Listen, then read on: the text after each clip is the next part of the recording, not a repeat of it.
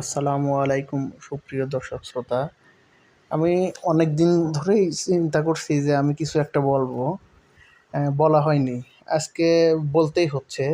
বিষয়টা হলো বাংলাদেশে যারা নারী সমতায় চাচ্ছে, আমার তো মনে হয় এগুলো কোনো নারীই না।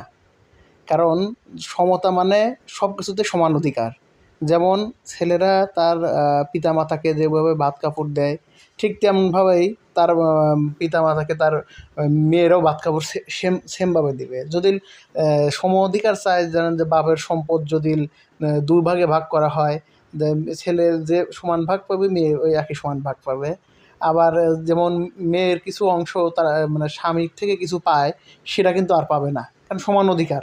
সমান অধিকারের ক্ষেত্রে যে স্বামীর কাছ থেকে যে অংশ স্বামী মারা গেলে তার স্ত্রী যে অংশ পায় সেটা থেকে বঞ্চিত করা হবে। কারণ স্ত্রী মারা গেলে স্বামী তার অংশ পায় না।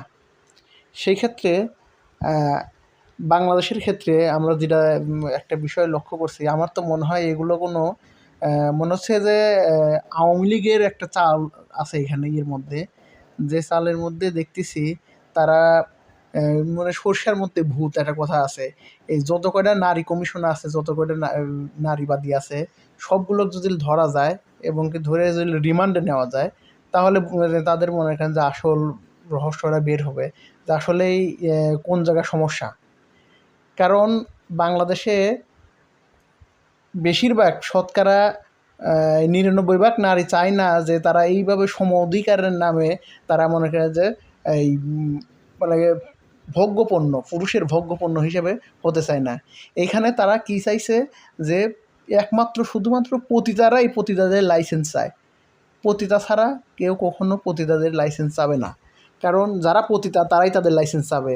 আবার এই পতিতারাই আবার কি বলছে যে মেরিটাল রেপ কত বড় একটা ইসলামের সাংঘর্ষিক। অন্য কোনো ধর্মে কি আছে আমি জানি না। তো এই মেরিটাল রেপ এই শব্দটা যে কত বড় ইসলামের সাংঘর্ষিক, সেটা যে একটা আলেম, যে একটা মুসলিম, সেই শুধু খালি জানে। মনে করেন যে আপনি আপনার স্ত্রীর সঙ্গে প্রতিদিন থাকেন, মনোমালিন্য সৃষ্টি হবে, এটা স্বাভাবিক বিষয়। সেই মনোমালিন্য সৃষ্টিতে আপনার স্ত্রী আপনার নামে রেপ কেসের মামলা দিয়ে দিল পুলিশের কাছে। পুলিশ এখন তদন্ত করবে, তদন্ত করলে ডাক্তারের কাছে গেলে তো প্রমাণ পাবে, কারণ আপনি তার আপনার স্ত্রীর সঙ্গে রয়েছেন। সে ফাঁক বুঝে যায় কেস করছে, অফিসে যায়, থানায় যা কেস করছে। এখন তাহলে আপনি রেপ কেসের আসামি। এখন রেপ কেসের আসামি আপনাকে মনে করেন যে সর্বোচ্চ শাস্তি হয়তো বা মৃত্যুদণ্ড আছে বাংলাদেশে সেক্ষেত্রে। আবার এদিকে পতিতাদের লাইসেন্স চাইছে। এখন পতিতারা রাস্তাঘাটে কুত্তা বিলের মতো মনে করেন রাস্তাঘাটে যেখানে সেখানে জড়ন লাগবে, এবং পুলিশ ধরবে, সাধারণ জনগণ ধরবে, কিছু বলবে, কবে আমাদের লাইসেন্স আছে। কত বড় মানে নিকৃষ্ট মন মানসিকতার যারা এই নারীবাদীর কমিশনটা সম্পূর্ণরূপে মানে বন্ধ তো করতেই হবে, এবং কি এই যারা কমিশনে যারা আছে সব কয়টাকে রিমান্ডের আওতায় নিয়ে আসতে হবে। রিমান্ডের আওতায় নিয়ে এসে তাদের কাছ থেকে বের করতে হবে তাদের মূল এজেন্ডা কী। এই দেশে ৯০ ভাগ মুসলিম বসবাস করে, ৯০ ভাগেরও বেশি মুসলিম বসবাস করে, এবং কোনো মুসলিম চায় না যে তারা এইরকমভাবে কোনো মা বোন আমারও আছে, আমার স্ত্রী আছে, আমার কাছে হেফাজতে আছে, আমার স্ত্রীকে আমি উপার্জন করে তাকে আমি খাওয়াচ্ছি। আমাদের ইসলামের ক্ষেত্রে বাংলাদেশের শরিয়া মানে ক্ষেত্রে যে মেয়েরা যে চাকরি করবে সেরকম কোনো পরিস্থিতি নাই। আমি আলহামদুলিল্লাহ যে পরিমাণে টাকা মানে বেতন পাই, যা কামাই করি, আমার ফ্যামিলি নিয়ে আমি অনেক সুখে আছি। এরকম বাংলাদেশে প্রায় সব পুরুষই, কোনো পুরুষ চায় না যে তার মেয়ে, বউ, মাকে দিয়ে অন্য জায়গায় কাজ করাতে। একটা প্রকৃত যে ইমানদার মুসলিম, সে কোনো সময় এটা চাবে না যে তার স্ত্রীকে দিয়ে বাইরে কাজ করাতে।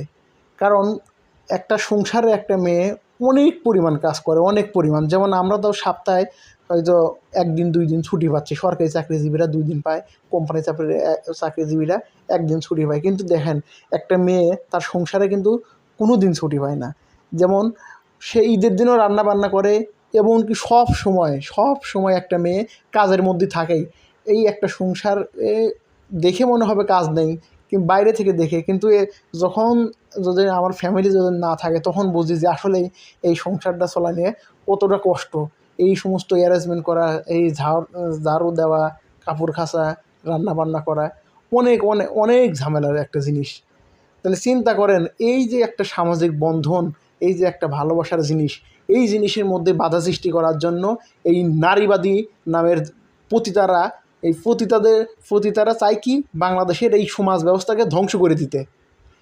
তারা চিন্তা করে যে ফ্রি সেক্স রাষ্ট্র তৈরি করতে। আমার এক কলিগ আমাকে বলল যে যে সমস্ত রাষ্ট্রে ফ্রি সেক্স আছে তারা কি আসলে কি টাকা পয়সা কি তাদের বেশি কেন তাদের টাকা। আমি তাকে বুঝাইলাম যে আসলে তাদের টাকা পয়সা বেশি না। যেমন পৃথিবীর ভিতরে সারা দুনিয়া ধ্বংস হয়ে গেলেও আমেরিকা ধ্বংস হবে না। কারণ কি, আমেরিকাকে আমরা কামাই করে খাওয়াচ্ছি।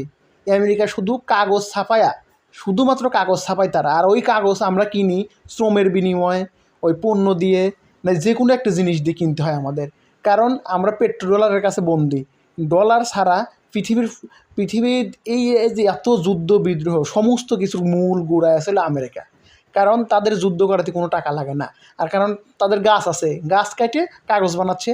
দেখা যায় যে একটা গাছ থেকে হয়তো বা মনে করেন যে ওই ইউএস ডলার যদি 100 টাকার নোট তৈরি করে, একটা গাছ থেকে হয়তো বা এই প্রায় $1 বিলিয়ন তৈরি করতে পারবে একটা গাছ থেকে। গাছ কাটলেই তো টাকা আসবে, কারণ টাকা কাগজ তৈরি করে, টাকা তো একটা কাগজ, টাকার মধ্যে কোনো কিছুই নাই কাগজ ছাড়া। সেক্ষেত্রে দেখা যাচ্ছে যে এই আমেরিকা, এই যে ইসরায়েল, এরা যে যুদ্ধ করতেছে, এদের আমরা যতই বয়কট করি তাদের পণ্য, তাদের টাকা কোন জীবনে ফুরবে না। কারণ আমরা নিজেরা পরিশ্রম করে তাদেরকে আরও সাপোর্ট দিচ্ছি আমরা, মানে তাদের ডলার কিনতেই হবে আমাদের। কারণ ডলার ছাড়া আমরা এই তেল পাবো না, তেল ছাড়া কোনো একটা রাষ্ট্র চলতে পারবে না। আর এই তেলটাকে ডলারে রূপান্তরিত করছে শুধুমাত্র সৌদি আরবের কারণে আজকে এই সারা পৃথিবীর মানুষ বন্দী হয়ে গেছে। যাই হোক, এইসব বিষয়ে আমি বলতেছি না। তারা যে বলে ইউরোপ কান্ট্রি অনেক উন্নয়ন, তারা হলো ফ্রি সেক্স দেখে এত উন্নয়ন, বিষয়টা তা না। তারা হলো আমেরিকা ওই ইউরোপ কান্ট্রির মধ্যে বিভিন্ন, যেমন ইটালি আছে, এই ফ্রান্স আছে, এই জার্মানি আছে, এদেরকে টাকা প্রদান করে। কারণ ওদের একটা শেয়ার দিতে হয়, ফেডারেল রিজার্ভ ব্যাঙ্ক তাদেরকে একটা ওই যে টাকা ছাপায়, ওইখান থেকে তারা কিছু টাকা এই সমস্ত জায়গায় দিয়ে দেয় তাদের। সেজন্য তারা উন্নত মনে হয়, তারা উন্নয়ন করছে, অনেক উন্নত হয়ে গেছে। কিন্তু আসলে এই বাস্তবিক ক্ষেত্রে তা না। এই বাংলাদেশে একটা ইসলামিক কান্ট্রি কীভাবে সেকুলার রাষ্ট্রে মানে কী আর বলবো, মানে যে একটা তারা এইখানে একটা মতভেদ সৃষ্টি করতেছে। এই সমস্ত নারীবাদীর বিরুদ্ধে ইনশাল্লাহ আমরা ওয়াসিরেই নামবো মাঠে, এবং এমন কঠোর প্রতিরোধ গড়ে তুলব, বাংলাদেশে তসলিমা নাসরিন যেভাবে পালিয়ে গেছে প্রত্যেকটা নারীবাদী এই দেশে স্থান হবে না, একটা নারীবাদীরও এই দেশে স্থান হবে না ইনশাআল্লাহ।